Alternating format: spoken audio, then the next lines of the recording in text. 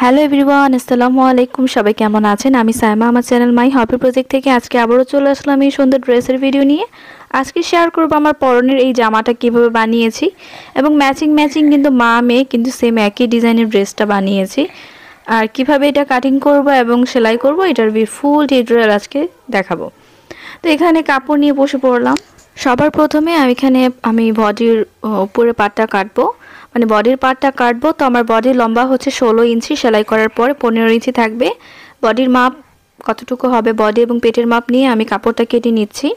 আর যে কাপড়টা থাকবে সাইড থেকে সেই কাপড়টা দিয়ে আমি হাতার অংশটা দেব। হ্যাঁ, প্রথমে আমি বডির মাপটা বের করে পরে হচ্ছে নিচের অংশটা বের করব।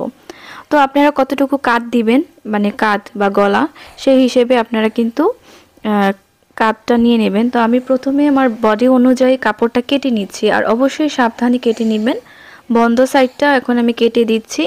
এবং আপনারা যখন কাপড় কাটবেন অবশ্যই দেখবেন উল্টো এবং সিধা পাট আছে কিনা। যদি ফুল একদিকে থাকে সেটা অবশ্যই আপনারা কেটে দুইটা সাইড, সামনের এবং পেছনের ফুল কিন্তু উপরের দিকে দিয়ে দিবেন। হ্যাঁ, তো এভাবে আমি কাপড়গুলোকে ভাঁজ করার পরে এখন আমি কাঁধের মাপটা নিয়ে নিচ্ছি। যেহেতু আমি এখানে 4 কোনা গলা দিব, মানে গলাটা হবে বড় গলা। তো এখানে এর জন্য আমি 5.5 ইঞ্চি কাঁধে নিয়েছি। হ্যাঁ, আপনারা চাইলে 5 ইঞ্চি কাঁধে নিতে পারেন। তো আমার উপরে বডির কাটাকাটি করা শেষ। এখন আমি কুচির অংশটা নিচ্ছি। যতখানি কাপড় ছিল বহরের আমি ততখানি কাপড় নিয়ে নিচ্ছি। আর ড্রেস বানানোর পরে আমার ড্রেসের টোটাল লম্বা হবে 44 ইঞ্চি, সেই হিসেবে আপনারা ভাগ করে নেবেন। আর এখন আমি যে কুচির কাপড়টা নিচ্ছি, এখানে কুচির কাপড়টা ছিল 6 ইঞ্চি। 6 ইঞ্চি কাপড়টা আমি সালোয়ারের কাপড় থেকে এই টুকরাটা কেটে নিচ্ছি। আর এখন আমি হাতাটা কেটে নিচ্ছি, আর অনেক বেশি চওড়া করে কাপড়টা নিয়েছি যাতে কুচি দেওয়া যায়। ঠিক আছে, তো এই যে দেখুন এভাবে সুন্দরভাবে শর্টকাটভাবে কিন্তু কাটাকুটি করে নিলাম। এখন আমি সেলাই কাজে চলে যাব। সর্বপ্রথম আমি আমার গলাটা সেলাই করে নিচ্ছি। এখানে বক্রম ব্যবহার করছি, আপনারা চাইলে পেস্টিং পেপার ব্যবহার করতে পারেন। আমি গলার লম্বা নিয়েছি 5.5 ইঞ্চির থেকে একটু বেশি, মানে 5.6 ইঞ্চি নিয়েছি গলার লম্বা, এবং চওড়া ছিল 5 ইঞ্চি। তো এভাবে আমি সামনের এবং পিছনের গলা কিন্তু একই ছিল, চাইলে জামাটার সামনে এবং পিছনে দুইভাবেই পরা যেত। এখন আমি কাপড়ের উপরে গলাটা বিছিয়ে গলার মাপে কেটে নিব, মানে 1/2 ইঞ্চির থেকে একটু কম কাপড় রেখে গলাটা কেটে নিব। আর গলাটা বেশি বড় করিনি, বেশি বড় করলে দেখা যায় কাঁধ থেকে খুলে পড়ে যাবে। আর অবশ্যই আপনারা কাঁধটা ছোট নেবেন, তখন দেখবেন গলাটা খুলে পড়ে যাবে না। এখন আমি একবারে বক্রমের সাইড থেকে গলার অংশে সেলাইটা করে নেব। আমি কিন্তু আপনাদের সাথে যে ভিডিওগুলো শেয়ার করি সম্পূর্ণ ডিটেলসে শেয়ার করার চেষ্টা করি, যাতে আপনারাও সুন্দর করে ড্রেসগুলো বানাতে পারেন।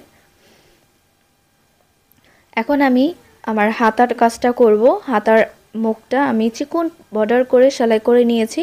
এখানে 1 ইঞ্চি উপর থেকে আমি হচ্ছে রাবারটা, চিকন রাবারটা দিয়ে সেলাই করে নিব। আর অবশ্যই রাবারে টান দিয়ে ধরে নিব যাতে কাপড়টা কুঁচকে যায়। হ্যাঁ, অবশ্যই আপনারা রাবারটা হাতের মাপ থেকেও কম নেবেন।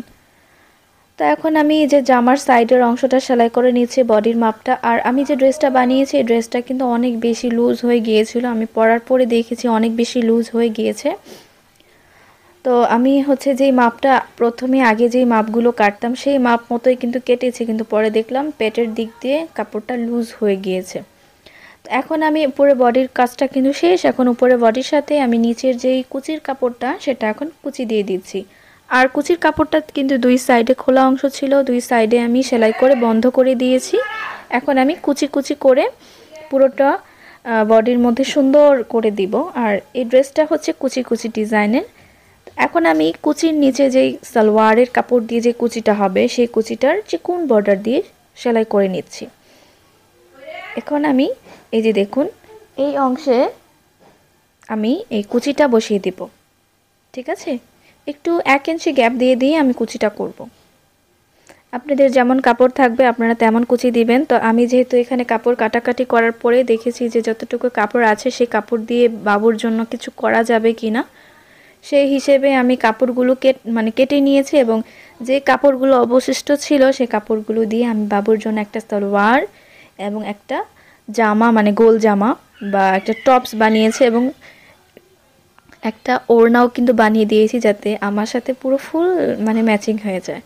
দেখুন কুচি দেওয়ার পর উপরে কিন্তু একটা চাপ সেলাই দিয়ে দিবেন, তাহলে কুচির ফিনিশিংটা অনেক সুন্দর হবে। আর সালোয়ারটা আমি নর্মালি একটা প্যান্ট সিস্টেম সালোয়ার বানিয়েছি। আগে কিন্তু এসব ড্রেসের সাথে চুড়িদার পায়জামা বা চুড়িদার সালোয়ার চলতো, কিন্তু বর্তমানে হচ্ছে প্যান্ট সিস্টেম সালোয়ার বা প্লাজো এরকম টাইপের সালোয়ার পরা হয়। তো এই যে দেখুন, এখন আমি হাতার সাইডের অংশটা সেলাই করে নিচ্ছি। এখানে কোনো মাপামাপির দরকার নেই, আমার যতটুকু কাপড় ছিল। এবং হাতার যেই কাঁধের যে অংশটা থাকবে বা মোহরার অংশটা, সেটা কিন্তু আমি কুচি দিয়ে নিয়েছি। হ্যাঁ, যেহেতু এটা কুচি হাতা ছিল। আর হাতাটা আমি টোটাল 8 ইঞ্চি লম্বা নিয়েছি, কারণ কুচি করার পরে কিন্তু এটা কুচকে আপনাদের হাতার উপরে উঠে যাবে।